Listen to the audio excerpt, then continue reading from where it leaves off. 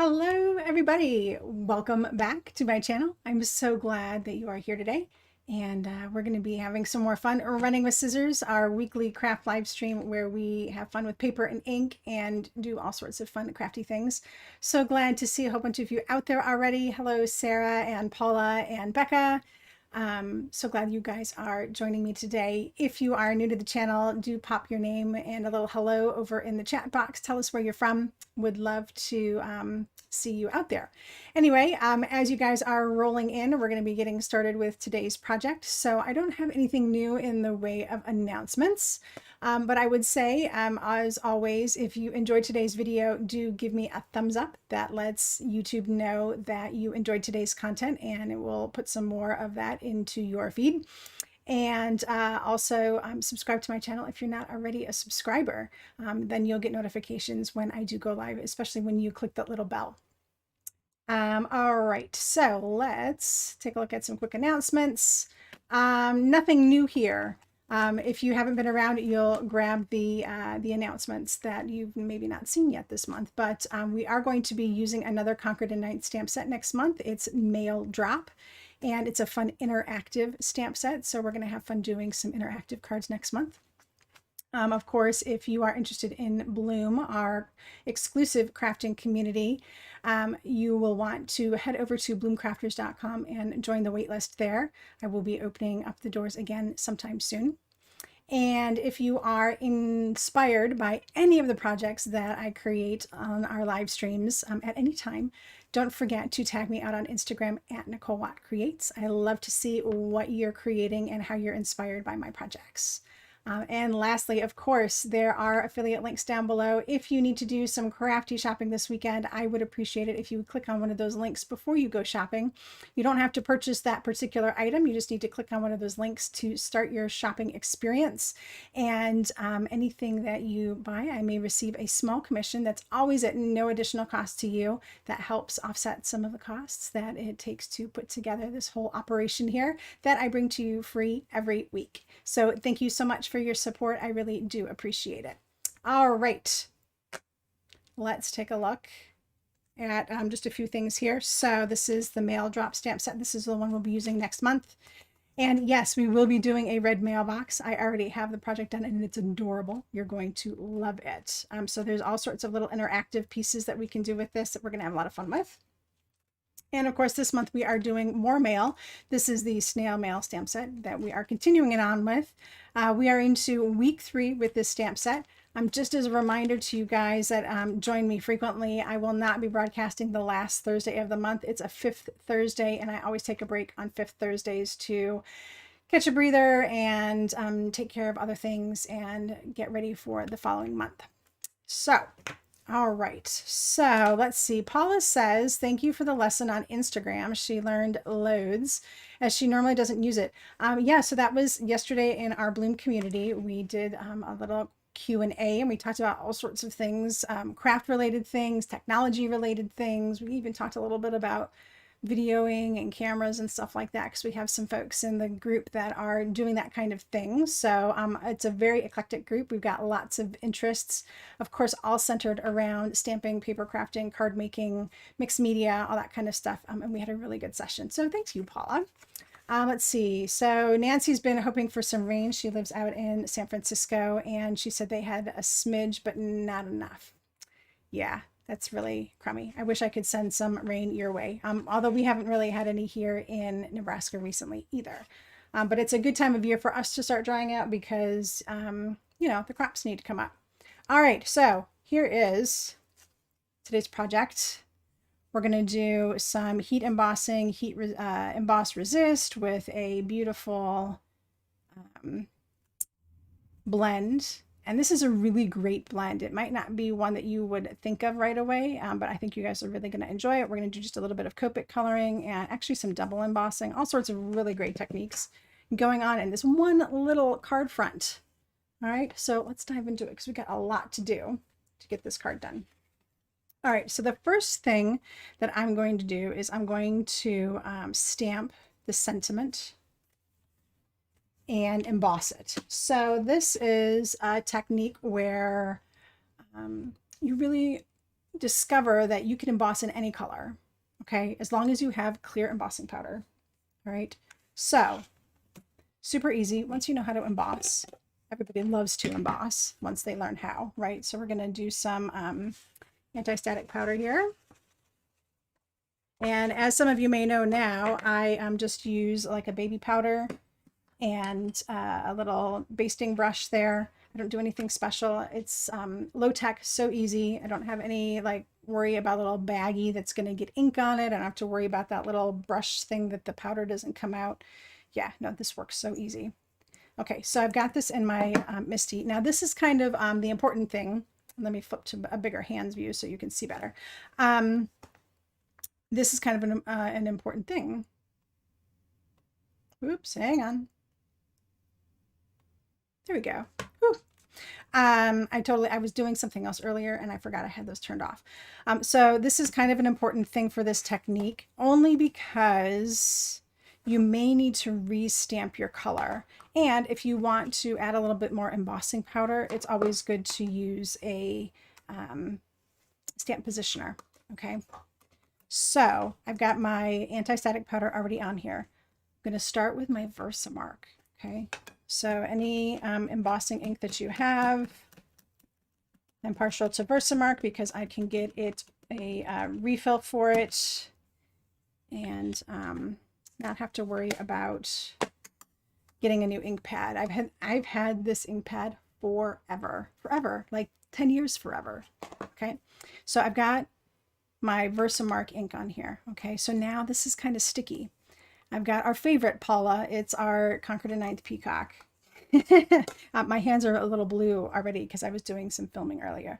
Okay, so you need to be careful because now your stamp is a little sticky because it's got the Versamark on it. And these ink pads are a little sticky to begin with. They just like to stick a little bit more because they're the foam pads.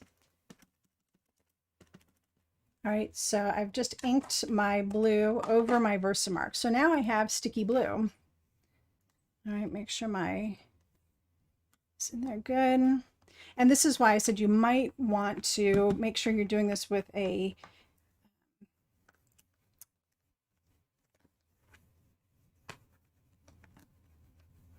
press, a MISTI or whatever, because see, look, I didn't really get a great impression, and I can even pick this up and show you. So stamp positioner is really great for this because when you mix it with the Versamark, sometimes it just doesn't ink up as well. So I'm just going to ink this a second time. And I don't have to put any more Versamark on here. It's going to stay sticky enough. All right, and we're going to do this again.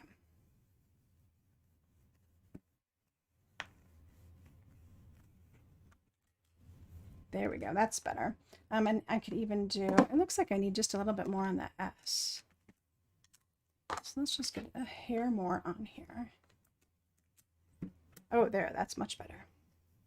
All right, now I'm going to wipe this off and I'm going to get Peacock all over my hands because that's what this color likes to do. This is a crazy color. And I cleaned it off because we might need to do a second coat on here. After I've done my first embossing. Okay, so let's move this aside real quick. Peacock, this color like loves to get everywhere. It's so pretty though. Okay, so I don't have to move too fast. My Versamark is going to stay wet for long enough. So this is just clear embossing powder.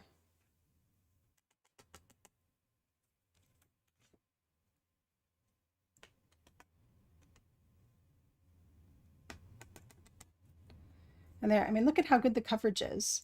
And that's even sat there for a minute or two. It got put on the stamp, another ink went over it and everything, but that is really, really great coverage. Okay, so we shouldn't have to go over this anymore. Unless we want to. Okay, so you can heat from the top or the bottom.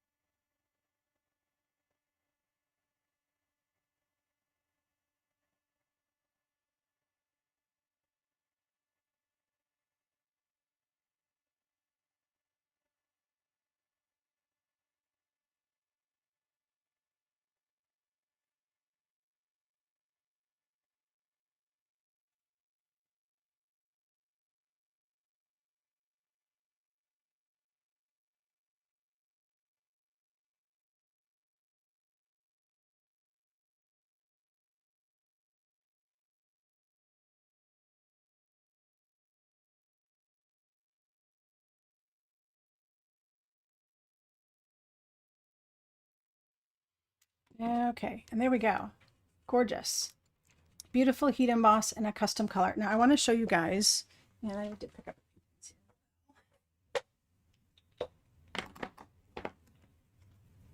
So I did a couple samples for another video. So this is the, what color is this? This is parsley. It's beautiful. But what I did is I blended the two and I did this. So it really opens the possibilities of all sorts of cool things that you can do with your heat embossing when you're just embossing in clear over top of your inked colors. Like you could even stamp images on here and then emboss so that they had a little pattern, all sorts of really great things. So what Nancy wants to know is, will there be any Versamark left on the Peacock pad? There might be, but very little, and it's really nothing to be concerned about. It's not like it's going to ruin your pad or anything. And really, it's just going to kind of dissipate in there. There's really nothing to worry about if you get any of your Versamark on your Peacock pad. No big deal. Okay, so if you wanted to, you could do a second coat of embossing powder on here. Like there's a little bit of a texture on here, but if you wanted to make this even more smooth, you could add another layer. So you would just go ahead and pop this right back in. You're going to want to do your anti-static again, and then just do Versamark. You don't have to do any color this time. You just want to add some Versamark so that your powder will stick to it. And actually, I'm going to do it. I wasn't going to, but I'm going to do it because then you'll see the difference between one that's been embossed once and one that's been embossed twice. So like I said, you need to do your anti-static, and then this time we're just going to do Versamark. So this is for those of you who want a little bit more of a pronounced embossing look. So this is going to go right back on top. You're going to want to press and make sure that it gets good contact. And like I said, you certainly do not have to do this if you don't want to.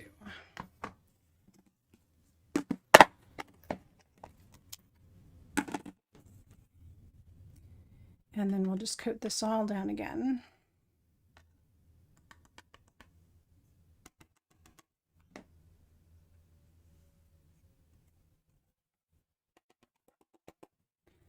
And heat it up one more time. This time I'll heat it from the top.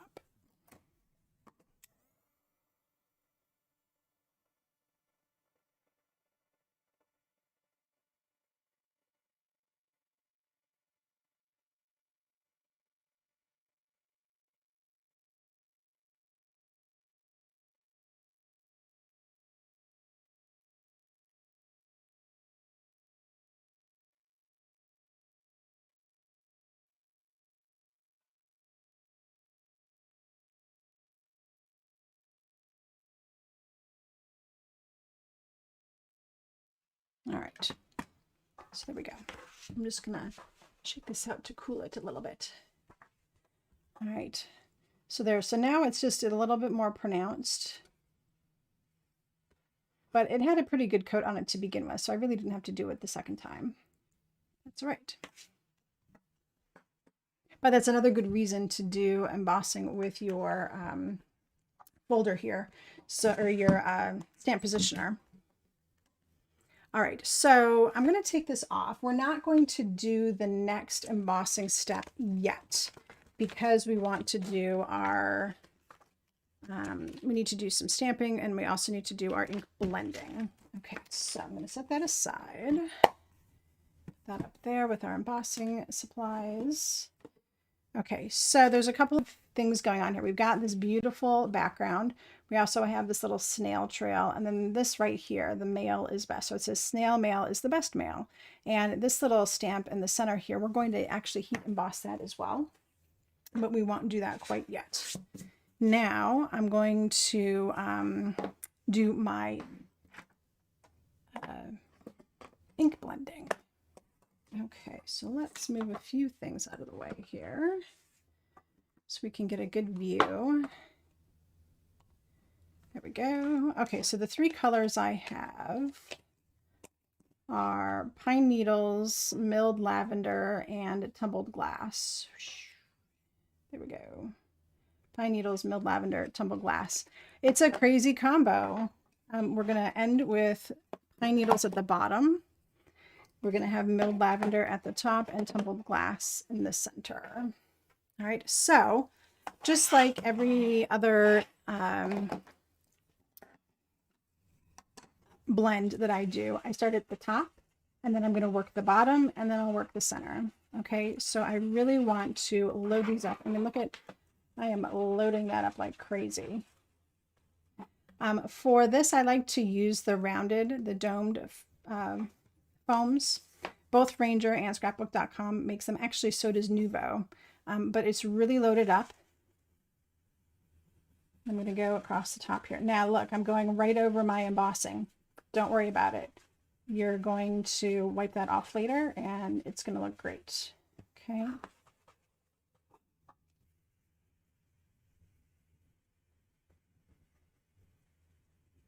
All right, so that is number one. And see, look, that takes like no time at all. Actually, let me zoom in on this side, and then you can see it even more clearly. Okay, so that was the top, Milled Lavender. The bottom is Pine Needles. All right, so again, this one I just happen to have a flat blending foam. And these work totally cool too. Let's see, can you do this technique with other ink pads? Yes, Cece, you can do this, the embossing in any color technique with basically any ink pad. It does not have to be the Concord and 9th. The die pads work great, but you can do it with really any ink pad you want. You can do it with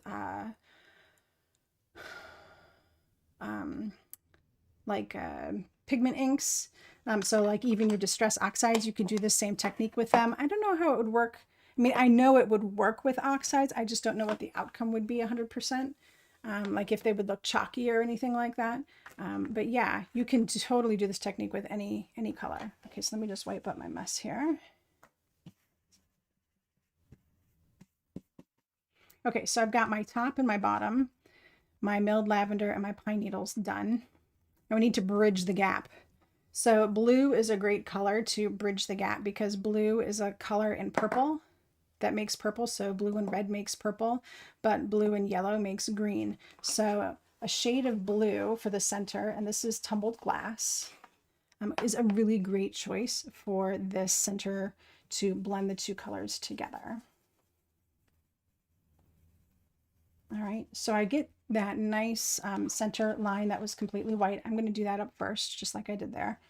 And now I'm going to start working my way up into the Milled Lavender a little bit. And then work my way down into the Pine Needles a little bit. All right. So that's all I really need to do with the Tumbled Glass. That one is really quick.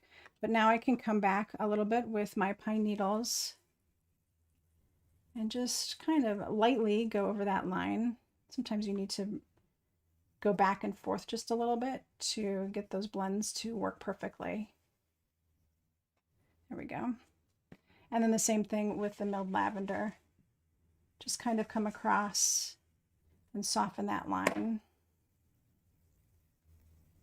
Guess what? A domed blender is not going to sit like that. It's going to fall over every time. All right, and there we go. Okay. Ta-da! All right. So while that sits for a second, I'm going to move these out of the way.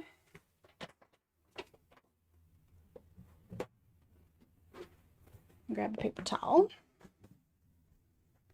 Okay, clean up my hands and my space. All right, so here we go. Beautiful blend. And we're gonna add some water to it. So I've got my distress spray. I love this because I can just kind of push a little bit against the nozzle and I get bigger sprays, like water droplets. which is what I'm really going for. So I'm going to let that sit there for a second so I can start to pull up that ink. Am I ever afraid of contamination? Nope, I am not. So yeah, I might get a little bit on my blending foam. I can always wipe that off. The same thing with the ink pad. You can always just wipe it off. It doesn't really change the color of it. If you've really got a lot of it on there, you just work it towards the edge instead of trying to swipe it all the way across. Work it towards the edge. Work it off with a little damp paper towel or a microfiber cloth. Just wipe it off until it goes away. And then if you need to re-ink, you can re-ink. But I don't ever really have a problem with contamination. And I don't let that stop me from doing a technique, right? So I don't treat my supplies like they're precious. I use them. And if they get dirty or messed up or whatever, if I can fix it, great. If I can't, then I've learned a lesson, haven't I? All right, so this, I'm gonna let this dry for just a little bit. I can take my paper towel and just gently wipe on the embossing powder, or where the embossing is, I should say.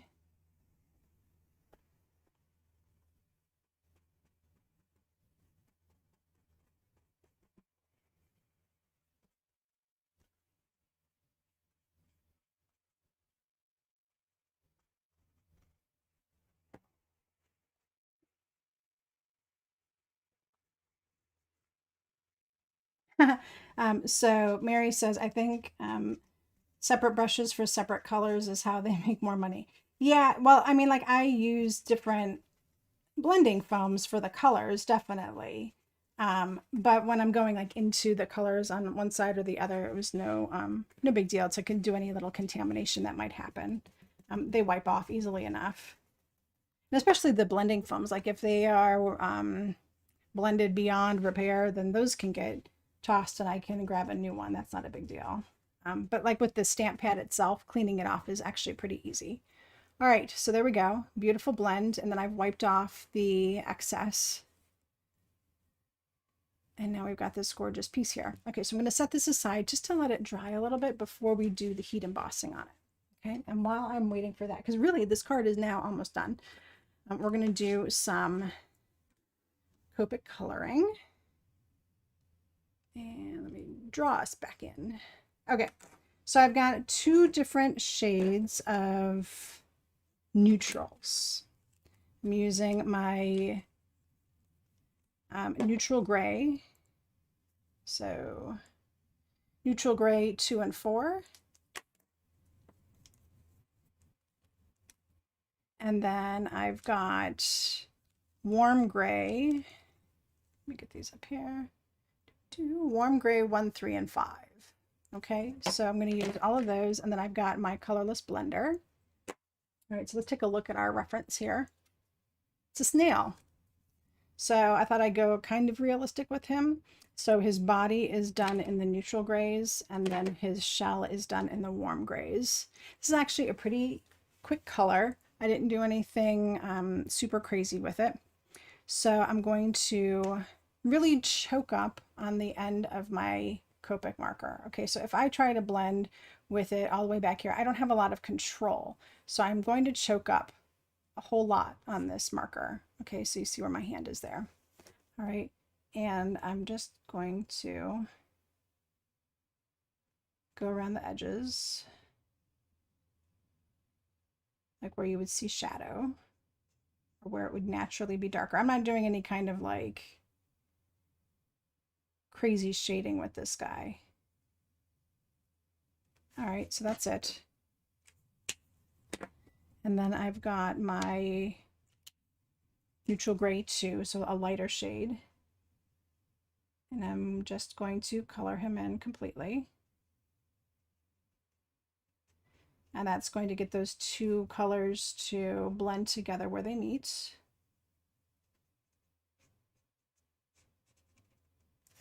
All right, and then to kind of add a little bit of texture to him, I'm going to take my colorless blender and do just a little swipe and like some little dots, some stippling. And what that's going to do is add kind of a little texture to him.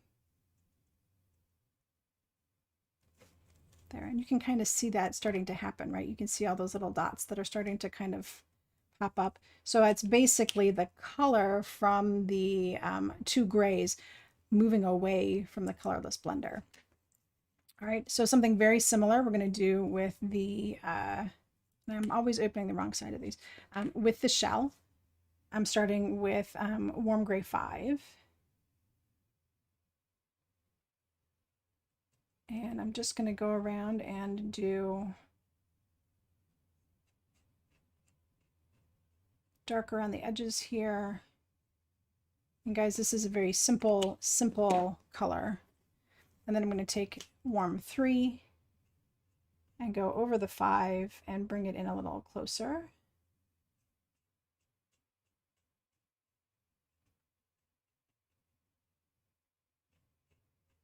Look, it's not even pretty coloring. I'm not even like trying to be perfect and neat about it. And then Warm Gray number 1 to fill in the rest of the space, and then even to come back around on the 5, really just color in the whole thing. So there is a lot of colorless blender in the number 1, and so that's going to give it a little bit of texture too. And then if I want, I can again come back with my colorless blender and just do a little bit of stippling to kind of give him some texture. That's it. Super simple, very easy, quick color. Don't have to spend a lot of time on this little guy. He's adorable, but he doesn't need like 10 hours of coloring. Okay. So he can get die cut.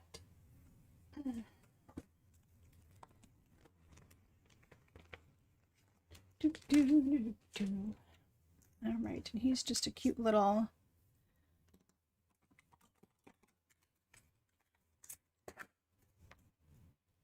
snail.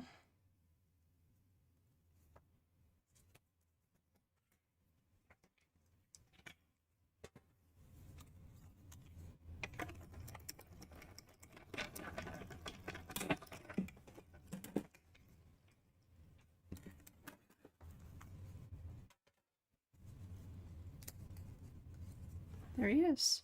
He's so cute. It's adorable. All right. So can you believe it? Like, this card is almost finished. All right, so I'm going to set him aside. And we'll back up just a little bit again. All right, so we are back into our base piece, and we need to do that sentiment embossing in the center and then the little snail trail. Okay, so we're going to start with the embossing. I am going to put some more anti-static powder right over the top of this, right here.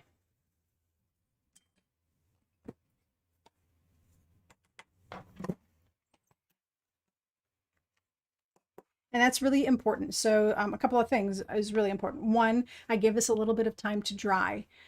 Even if you've put the embossing powder on here, or the anti-static powder on here, if this is not dry, it's going to get embossing powder all over it anyway. So you need to let it dry a little bit and then get your anti-static powder on there pretty generously.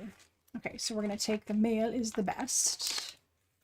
So it's going to read in the end here, Snail Mail is the best mail. And sometimes I pop a second magnet on the bottom here because it's a little warped from having done the heat embossing. All right, so that's going to go right there. And we're going to do this up in Versamark. So we're actually going to emboss over embossing. And this works, okay? So stamp that on there really good. You want to make sure that your Versamark is really well inked up. If you're using a dry ink pad, it's not got a lot of ink left on it, this technique might not work out as well as you think. Okay, so this time we're going to use white.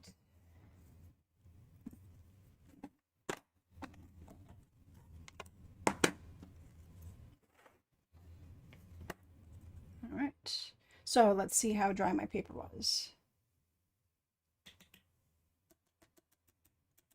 It was dry. Very good. Okay. So Sue says that she missed the snail coloring. You're just going to have to rewind and check it out later. All right. So now we get to heat up our sentiment here, and I'll heat it from underneath so you can see the magic.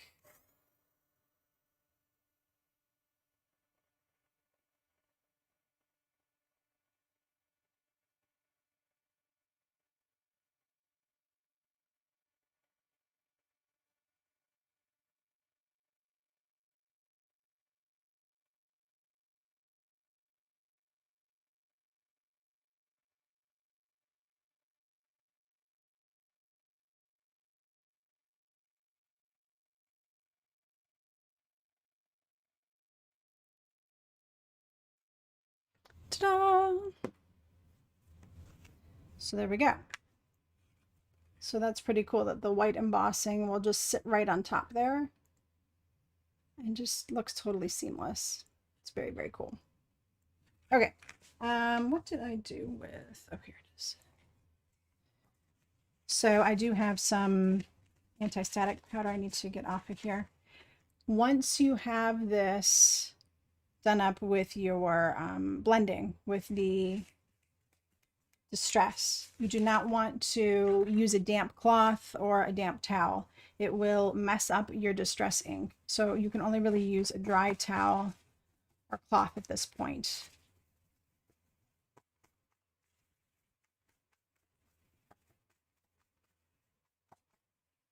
Ask me how I know.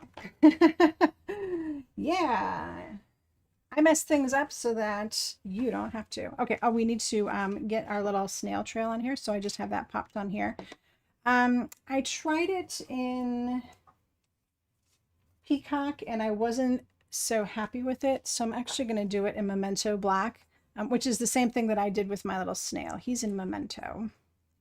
So, and actually, I think one thing I wasn't happy with was that the paper was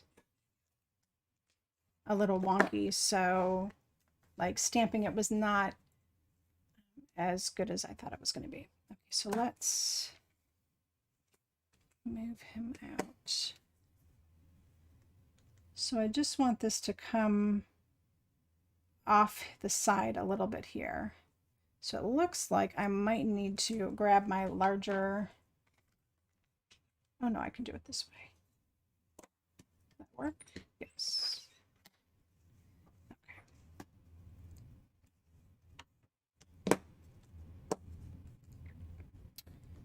So I want this to kind of come across like so, and be enough for the snail to cover.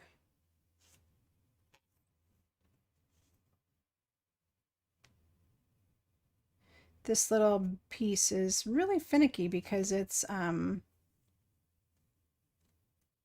it doesn't like to stand up on its own. I knew that was going to happen. Oh, here's a good idea. So I'm going to bump it right up against my magnet. There. There's more than one way to skin a cat. So there we go. All right, so I got a nice flat surface there, and I can do my snail trail. If I want now, I can adjust this a little bit. So this little piece here is kind of unique in that you can make the snail trail kind of look any way you want it to. You can make it kind of zoom in and out or do whatever you want. Okay, so we're going to do this in Memento.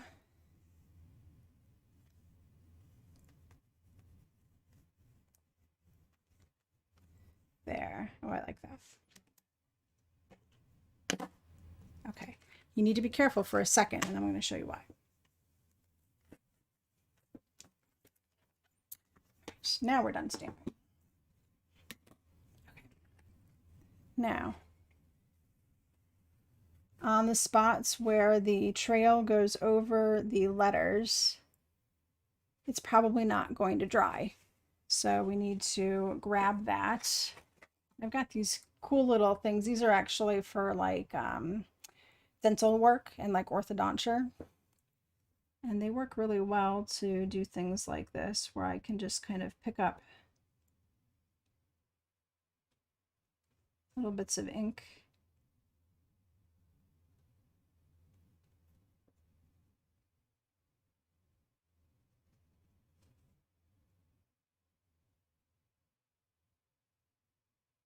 You can also use just a little Q-tip. That would work quite well.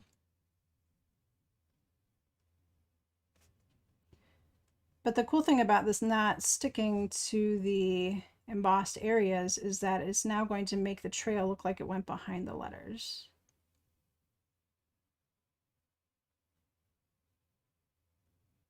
There.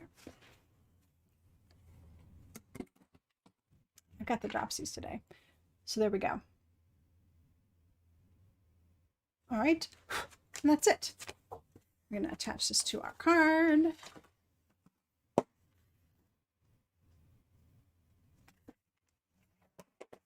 And pop that right on. Super easy. So this piece I cut to begin with is 4 by 5 1/4, so it will be slightly smaller. A nice bright white border.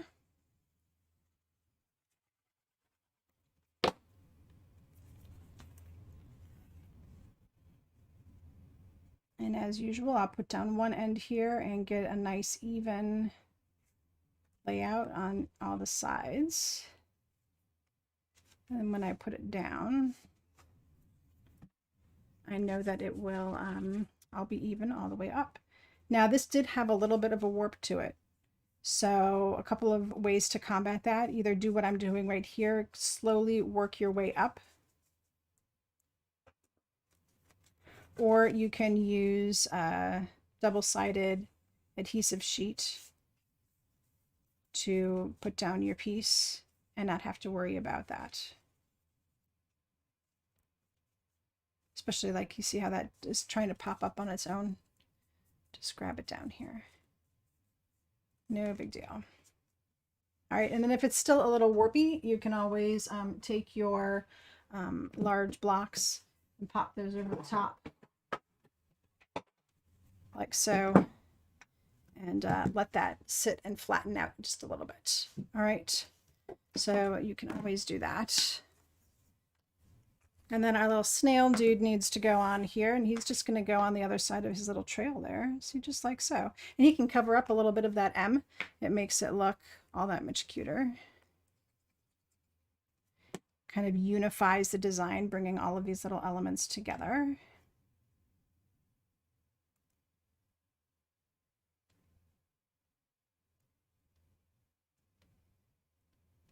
And there we go. Yeah, this blend I think is absolutely gorgeous. This is a really great one for you to put into a little reference binder if you keep a binder of any of your color combos. I'll just put some again for you.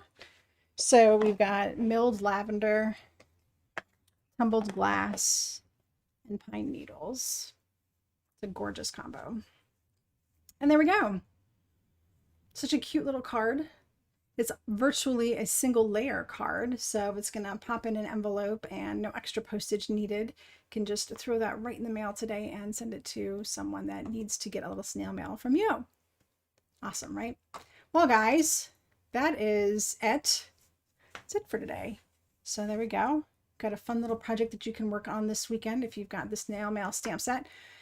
Like I said, if you've been inspired by today's project, of course, share it out on Instagram and tag me at Nicole Watt Creates. I'd love to see your projects. If you are a Bloom member, definitely work on this project. Actually, you can maybe do a riff on this and grab one of our inspiration color combos for the month and have some fun with some ink blending over the weekend.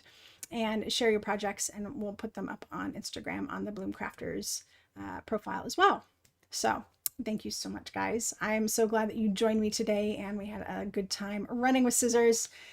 If you enjoyed today's video, don't forget to give it a thumbs up. If you're not subscribed, click on that subscribe button. And if you need to do some shopping this weekend, grab some of those affiliate links and have at it. I will be back next week with another Running with Scissors and our last week with Snail Mail. You're going to love next week's project. And until then, guys, happy crafting.